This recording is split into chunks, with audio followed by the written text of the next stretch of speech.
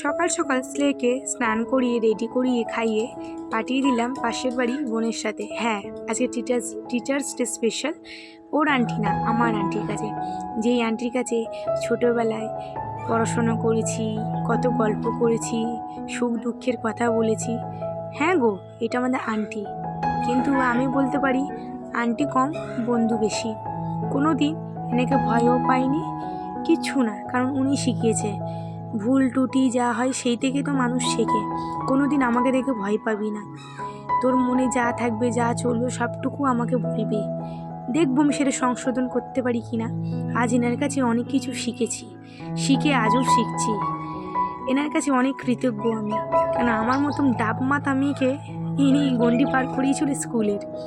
আজ যে পাশে বাড়ি বোন এ গেছিলো ছেলেকে নিয়ে। Happy teachers day aunty.